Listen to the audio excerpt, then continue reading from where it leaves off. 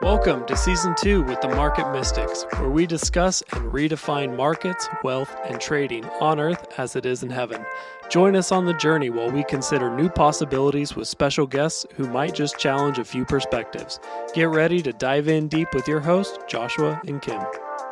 Hey, everybody. Welcome back to a fabulous Thursday.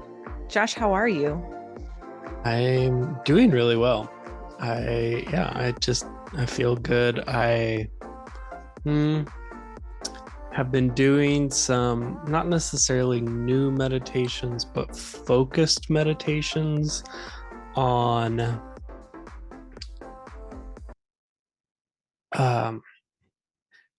creating a new future narrative for my life. And so, a lot of inner healing things I've done have brought new stories or new narratives to where I've been. Mm-hmm. But sometimes the ball gets dropped on where you're going, instead of bringing the new seed of what you want the future to be. You rewrite the past, which is great, but then you're still sort of stuck in the past. And so I've been doing some, I would say it's kind of a blend of like trying to really just live in the now, live today, but also like kind of have a plan and a hope and a view of the future of the direction I want to go. And we talked about this just recently in Monday's episode. So the episode right before this one, we just talked about being like a historian, a nowist, or a futurist. Right. So, I mean, I'm fascinated by this subject, and this wasn't planned on what we're going to talk about, but I would love to kind of, I don't know, understand the concept a bit more and maybe dig into its implications. Yeah. So I think for me, it has been like a lot of the groups that I've been around have really been focusing on your purpose and your skills and those things. And that's really good. And then we did that interview with Mike, and he was kind of like, there is no purpose. Like, what is your purpose? Like, your purpose is you're a son of God. Which we've talked about before. Like, when we did our rest series, we talked about like being a son who does things rather than doing things to earn our sonship. And so, it's not like a brand new concept for us. And I think it just sort of, maybe Monday's conversation kind of stirred it, although this started a couple weeks ago, but like, really just the concept of like, okay, let's deal with some of the inner healing, some of the past, but then from there, where do I want to go? What do I want my life to look like? And that's, I would say it sort of has it's taken a little while to feel any traction with it. Like, here's a really good example. I started a new trading course, that is a particular type of strategy for trading. And I implemented that, and I was like, okay, I want to practice this. And it was about 2 weeks straight of not seeing a profitable day. Not like massive losses, but like, I was like, it was kind of discouraging.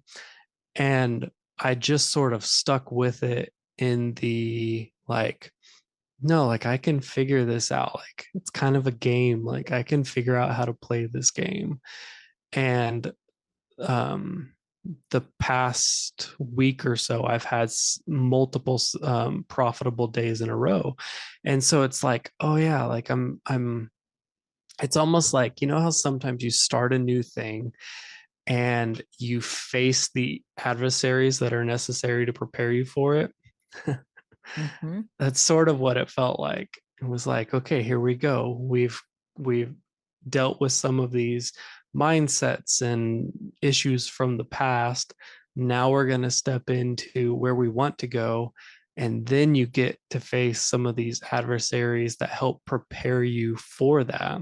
And I don't think it's like, my view of spiritual warfare is a little bit different than some people may think, but like, I don't think that it was like, oh man, the devil's trying to stop me from doing this.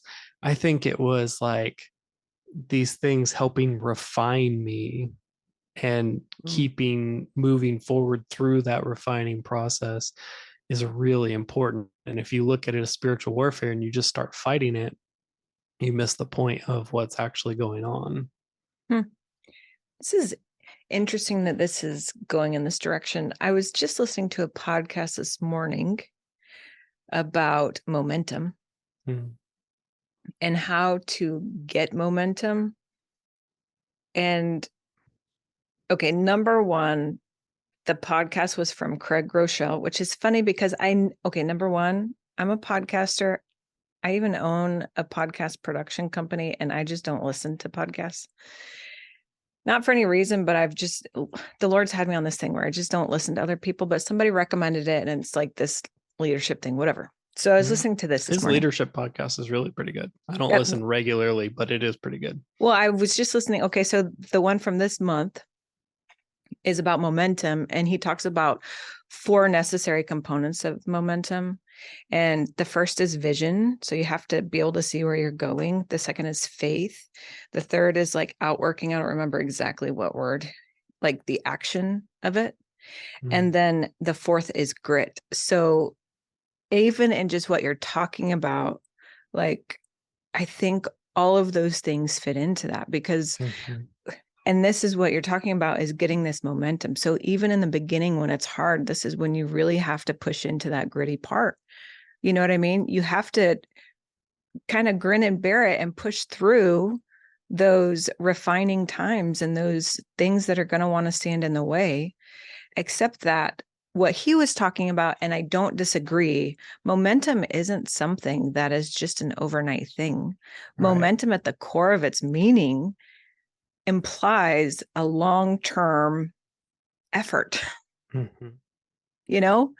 And so, yeah, you have to have vision, and it has to be freaking strong, and you have to have faith that this is actually where you're going, and you have to be able to actually execute, but you have to be able to stick to it to actually see and reap the benefits on the other side. Yeah, man, that's really like such a sobering but yet powerful thing to like sit and process.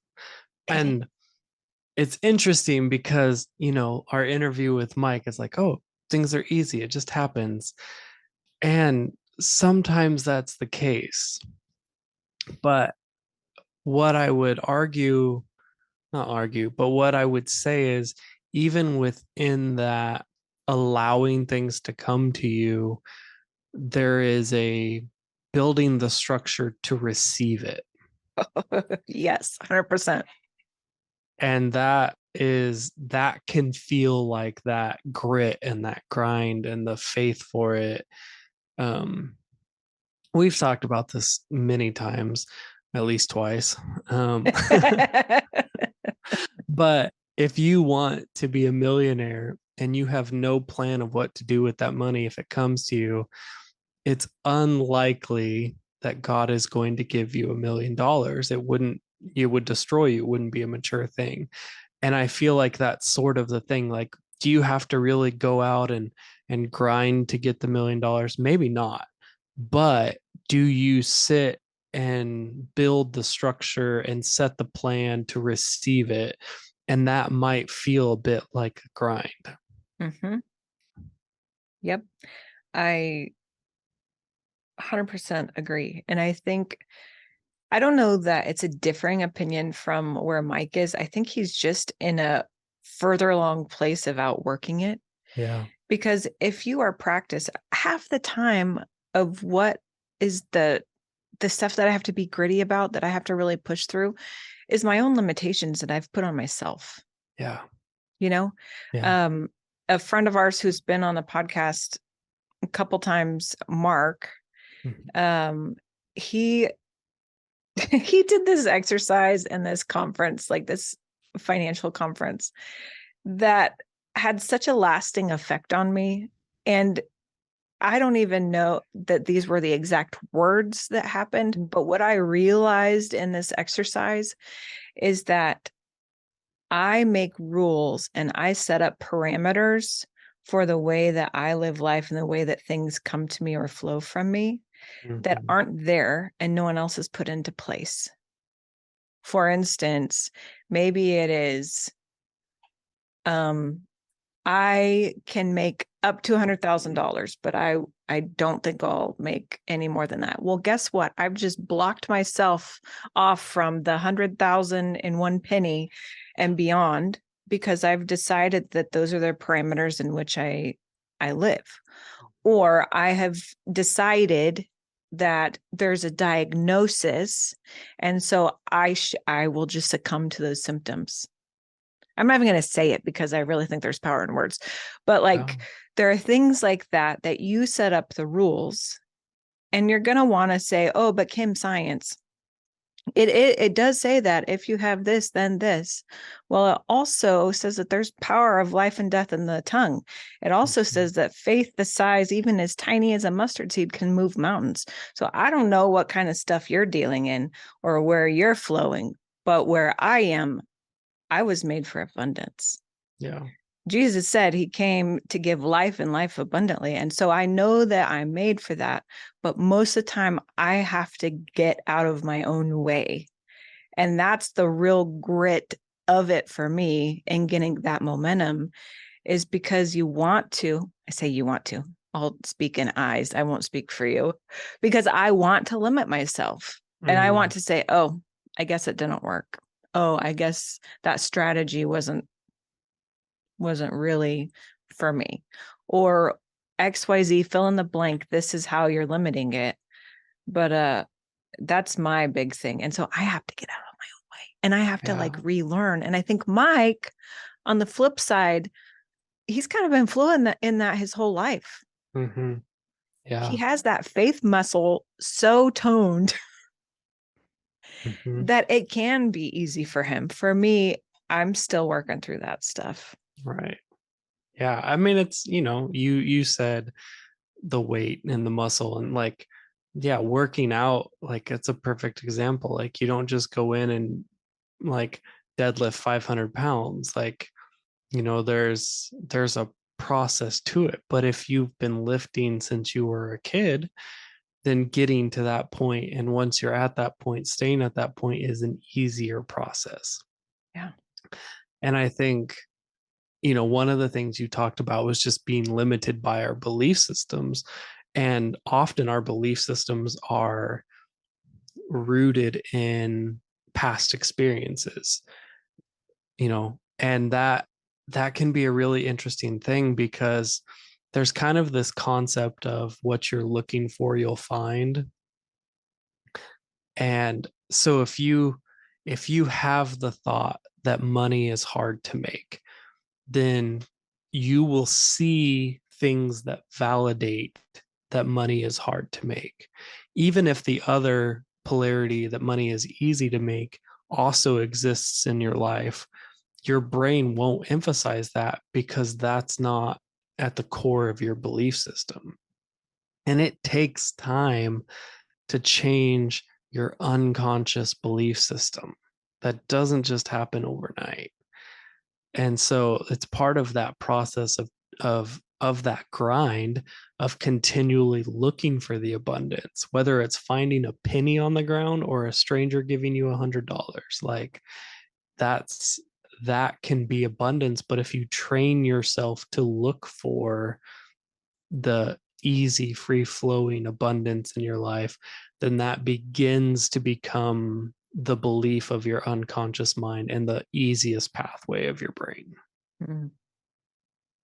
That's good. Mm. This is funny. Okay, so we didn't know where we were going with this episode. We didn't, but I feel like it went pretty well. I think so too. This is what tends to happen even when we do plan an episode, is we have this kind of conversation and then we try to record it and then it just isn't the same. So You're getting the raw and the real today.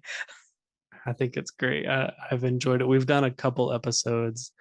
Actually, I think both of them this week have just been like hop on, click record, let's have a conversation, not exactly knowing where it's going, and ends up being a pretty good conversation.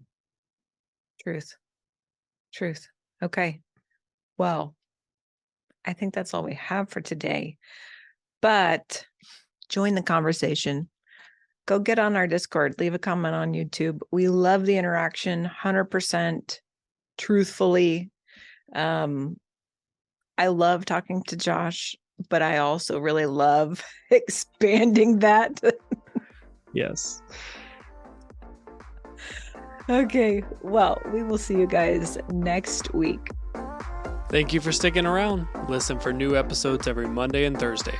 Find us on all social media platforms by searching for Market Mystics. Don't forget to follow and subscribe. Visit upperroomcd.com where you can find more information about the hosts, projects, and guests. Go deeper by booking a coaching appointment focused on redefining identity and wealth in your life. See you next time.